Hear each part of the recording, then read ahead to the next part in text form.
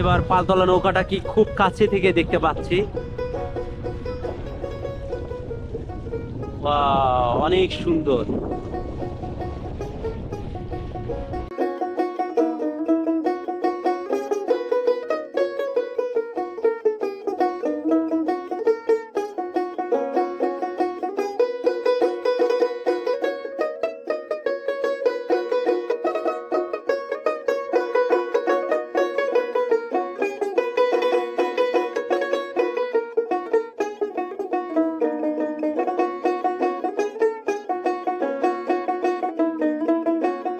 চলন বিলের মাঝার দেখাবো আপনাদের। এই মাঝারটা একেবারে চলন বিলের মাঝখানে একটা আশ্চর্যজনক মাঝার, যে একটা বিল, চার পাশে পানি আর মাঝখানে শুধু একটা মাঝার। সেই মাঝার দেখাতে চলে এসেছি আজকে নাটোরের সেই বিখ্যাত চলন বিলে। চলুন বন্ধুরা, দেখা যাক আজকের সেই মাঝার।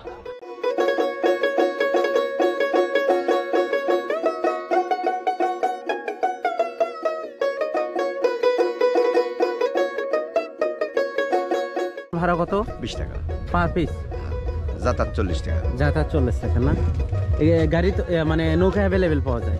কত নিলেন? 600। আমরা এখন নৌকাতে উঠতেছি সেই মাঝার যাওয়ার জন্য। বাসা কি ওইদিকে? হ্যাঁ, বাসায় বেড়াবাড়ি। বেড়াবাড়ি না? ও, কোথায় গিয়েছিলেন বাজার করতে? বাজার সিংড়াতে। এই যে নৌকার ঘাট, এই নৌকার ঘাট থেকে আমরা এখন রওনা দিচ্ছি সেই মাঝারে। আমার খুব কৌতূহল হচ্ছে যে আসলে একটা বিলের ভিতর কিভাবে মাঝার থাকে সেই মাঝারে।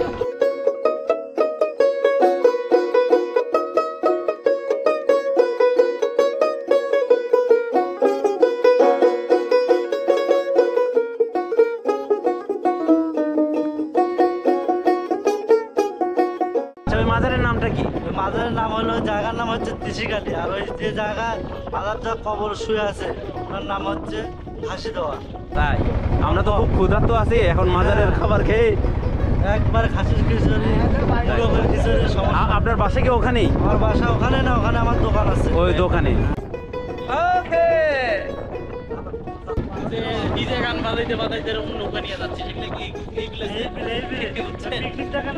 বন্ধুরা, শুরুতেই বলি আমি কখনো চলন বিলে আসি নাই, এই প্রথম আমার চলন বিল উপভোগ করা। আমি রাজশাহী রোড ধরে গিয়েছি কিন্তু চলন বিলের ভিতরে কখনো আসি নাই। হঠাৎ আজকে আমি জানতে পারলাম যে এই চলন বিলের মাঝখানে একটি মাঝার আছে। আমার কৌতূহল হলো, তাই আপনাদের দেখানোর জন্য আজ সেখানে চলে যাচ্ছি। অনেকদিন পরে পালতোলা নৌকা দেখতেছি। সামনেই দেখতে পাচ্ছেন পালতোলা নৌকা। ওই যে পালতোলা নৌকা, ওয়াও, এই এক বিরল দৃশ্য।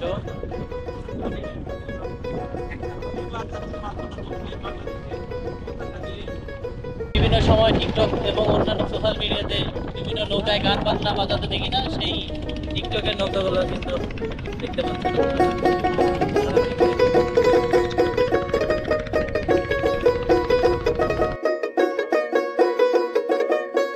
কিন্তু একটা শ্মশান, এখানে হিন্দু ধর্মাবলম্বীদের যে দেহ বিশেষ যে দাহন করা হয় সেই শ্মশান একেবারেই চারিদিকে পানি নিমজ্জিত এলাকা, সেই এলাকার মাঝখানে সেই শ্মশান ঘাটটি। আমরা এবার পালতোলা নৌকাটা কি খুব কাছে থেকে দেখতে পাচ্ছি।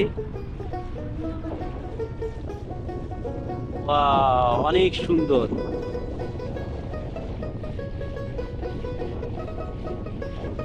এই যে আপনারা দেখতে পাচ্ছেন, এটা শ্মশান ঘাট, একেবারে শুনশান একটা জায়গায় শ্মশান ঘাট। এই সামনে একটা রাস্তা আছে, এই রাস্তা অবশ্য এখন পানিতে নিমজ্জিত, পানিতে ডুবে গেছে।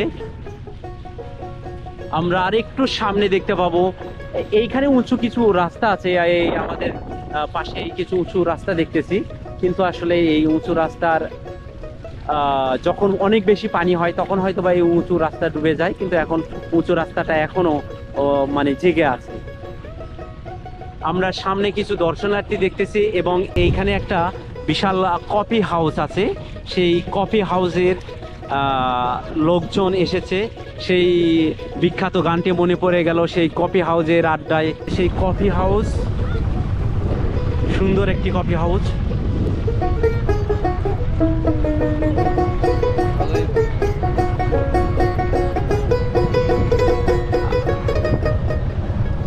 আমরা অলরেডি চলে এসেছি সেই মাজারের কাছে। এখানে অনেক দোকানপাট আছে। এই যে দেখেন চারিদিকে পানি। এখন অবশ্যই একটু পানির পরিমাণ কম, তাই এখন পানির সেই ফিলটা আপনাদের সামনে উপস্থাপন করতে পারলাম না, কারণ পানি এখন কমে গিয়েছে। আমি সেই মুহূর্তে এসেছি, অনেক নৌকা এসেছে সেই মাজারটা দেখার জন্য। বন্ধুরা, আমিও দেখবো এবং আপনাদেরও দেখাবো মাজারটি কেমন লাগলো। আসলে কমেন্টের মাধ্যমে অবশ্যই জানাবেন। আর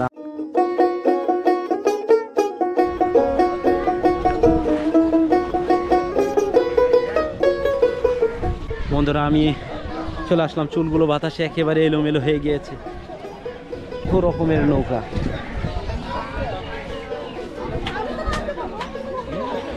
চলে আসলাম সেই চলন বিলের মাঝখানে যে মাঝারটি, সেই মাঝারে আসলাম আপনাদের দেখাতে। এটাই মনে হয় মাঝার। আপনাদের মাঝারের চারপাশটা আগে দেখাবো, দেখানোর পরে আমি মাঝারের ভিতরে যাব। দেখি এখানকার অবস্থা। এখানে তো অনেক দোকানপাট আছে। তো এখানে রান্নাও হবে।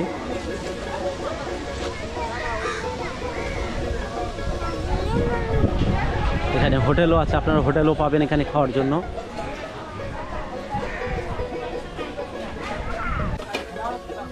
এগুলো কি ভাই মাঝারের জন্য না আপনাদের পিকনিক? না, মাঝারের জন্য পোলাও রান্না হবে না? আপনারা কোথা থেকে এসেছেন? আমরা সিংড়া থেকে মাঝারের উদ্দেশ্যে না? ও, কটা পরিবার মিলে না ব্যক্তি মালিকানা? মাঝার একজনই দিচ্ছে। ও, এখানে তো অনেকগুলো মাংস দেখতেছি। কতগুলো মাংস নেওয়া হয়েছে? 14 কেজি। খাসি নিয়ে এসেছিল এখানে? গোটা খাসি নিয়ে এসেছিল? ও আচ্ছা আচ্ছা। এই খাবারগুলো কারা খায়? এখানকার যারা ঘুরতে আসে তারাও খেতে পারে? ও, বুঝতে পারছি। এগুলো কি চাচি, এগুলো কি মাঝারের? মাঝারে?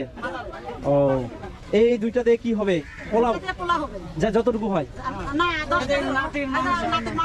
এই নাতি, এই নাতি হাত নাড়াও। হ্যাঁ, এই নারীর মানুষটা কোথা থেকে এসেছেন? ও, আপনারা কোথা থেকে এসেছেন? নারীবাড়ি না?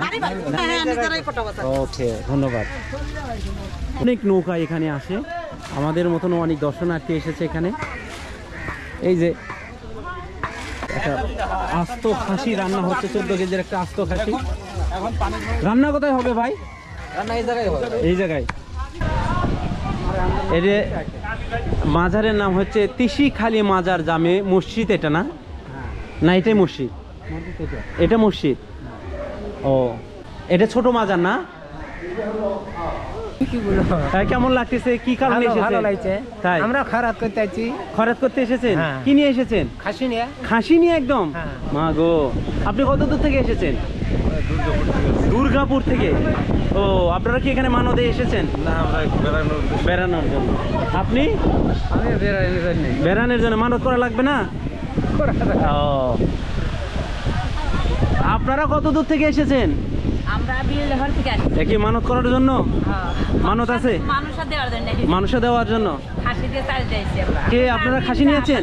ও, 3 যা আপনারা খাসি নিয়ে এসেছেন? ওই যে ওই খাসিটা আপনারাই নিয়ে এসেছেন? হ্যাঁ, বানাচ্ছে। ও, এখানে দৈনিক কি রকম রান্না হয়? এতে দৈনিক বহুত রান্না হয়, তাই বিশেষ করে শুক্রবার আর বৃহস্পতিবার বেশি হয়। শুক্রবার বৃহস্পতিবার বেশি হয়। ও, আজকে কয়জনে এই পর্যন্ত রান্না করেছেন? আজকেও মোটামুটি আজ থেকে আমার থেকে শুরু হচ্ছে, আর সামনে আরো আছে, এখানে আরো হচ্ছে। রান্না হয়? হ্যাঁ, সামনে আরো এখানে রান্না হবে? হ্যাঁ, সব এখানে রান্না হবে, সব এখানে? সব এখানে।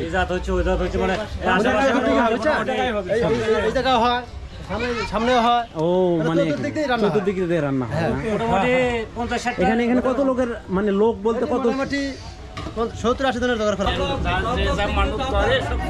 ও, কোথা থেকে এসেছেন আপনারা? আনন্দনগর। ও, একটা ছোটখাটো যজ্ঞ চলতেছে এই মাজারকে কেন্দ্র করে। এত ধোঁয়া। এই যে এখানেও রান্না হচ্ছে। এগুলো রান্না হতে তো অনেক সময় লাগবে। খাবার দেবে কখন? একটু খেয়ে যাইতাম। তাই এখানে থাকাও তো কষ্টকর। আমরা গুরদাসপুর থানা নোয়াপাড়া থেকে আইছি। নোয়াপাড়া থেকে কি নিয়ে এসেছেন? মানত করার জন্য কি নিয়ে এসেছেন? মুরগি নিয়ে আছে। গুড গুড, ধন্যবাদ। এই যে মাংস নিয়ে চলে আসতেছে। খাসির মাংস নিয়ে আসলেন না? শুরু হবে খাসি না? তো আসলে দেখলাম মাজারের চারপাশ ঘুরে, এখন মাজারের একটু ভেতর সাইডটা দেখবো। যাই হোক, মাজারের ভিতরে আসতেছি। ভাই, এটা মাজারের নামটা কি একটু যদি বলতে? ঘাসি দোয়ান। রাশি দেওয়ান। একেবারে চলন বিলের মাঝখানে এই মাজার। এটা চলন বিলের মাঝখানে। মাঝখানে এটা কত বছর আগে থেকে এই মাজারটা? 500 বছরও আগে। বরফের আব্দুল কাদের জেলানির শিষ্য, তিনি আজমেরি থেকে আসা। আজমেরি থেকে আসা বরফের এখানে তিল ছিল, মানে তিলের আবাদ ছিল আগে, বুঝছেন? তিলের আবাদ ছিল। বাবা হযরত ঘাসি দোয়ান আলাইহ একটা তিল খেয়েছিল। তিল খাওয়ার পর সামনে ডায়া কালী ঘোষ তপন, ওই ঘোষের নাম কালী ঘোষ তপন। উনির বাদ তিল খাওয়ার পর তখন উপরে থেকে গাইবে আওয়াজ আছে, তো বাবা হযরত ঘাসি দোয়ান আলাইহে তুমি কি খাইলা? তখন খাওয়ার পর বাবা হযরত ঘাসি দোয়ান আলাইহে চিন্তার মধ্যে পড়ে যায়। যাওয়ার পর তখন বাবা এই মালিকানা খুঁজতে থাকে। মালিকানা খুঁজতে খুঁজতে তখন মালিকানা ঘোষ তপন, কালী তপন, তখন উনি আসার পর বাবা তোমার জমিতে একটা আমি তিল খেয়েছি, তাহলে আমার এটা কি জন্য তোমার এই সাজা করলে আমাকে মাপ দেবে? তখন তাহলে তখন ঘোষ বলে যে আমার বাড়িতে তোমার চারকি থাকতে হবে। তখন বাবা হযরত ঘাসি দোয়ান আলাইহ ওনার বাড়ি চারকি থাকে। চারকি থাকার কারণে আপনারা তো শিপ নৌকা ছিলেন, শিপ বাইরের যে শিপ নৌকাটা, তখন ওই শিপ নৌকা তখন দেখে যে ওই ঘোষের বউ একদিন দেখতে পারে যে শিপ নৌকা এই মাথা তা ওই মাথায় সময় দেখতে পায়। ঘোষের বই ভয় করে, ভয় করার পর ঘোষেকে ডাক দেয়। ঘোষেকে ডাক দিয়ে ঘোষও দেখতে পারে। দেখতে পারার পর তখন ঘোষ জানাজানি হয়, মানে গ্রামে জানাজানি হয়ে যায়। হয়ে যাওয়ার পর এখানে আগে দোয়া ছিল, এটা নদী, নদী একদম একবারে নদী, এখানে দোয়া ছিল। তখন বাবা দেখতেছেন বাবা হযরত ঘাসি দোয়ান আলাইহি মাজার, ওই দুইটা মাজার হচ্ছে শিষ্য, বাবা হচ্ছে শিষ্য ভক্ত ছেলে, এই দুই পিচ্ছি। তো তখন এই দোয়ার মধ্যে লাভ দেয়, লাভ দিয়ে মাজার দেখতেছেন। আপনারা কেউ বলেন যে এটা কবর, তবে কবর বললে কোনো পাপ হবে। এটা হচ্ছে গাইবি, গাইবি কবর। গায়েবী কবর। হ্যাঁ, গাইবি কবর। এখানে কোনো মাটি মানুষ দো না, মাটি দো না। অনেকে এসে আমাদের বলে যে কবর, কবর বললে বাবা বারো হয়। এই জন্য আমি বলতেছি দর্শকে এটাকে কবর বলা যাবে না, গায়েবী কবর বলতে গাইবি হবে। কবর বলতে হবে। হ্যাঁ, ধন্যবাদ। আপনার নামটা, আপনার পরিচয়? আমার নাম মোহাম্মদ সোহাগ। আপনি এখানকার? এখানকার আমি খেজমত।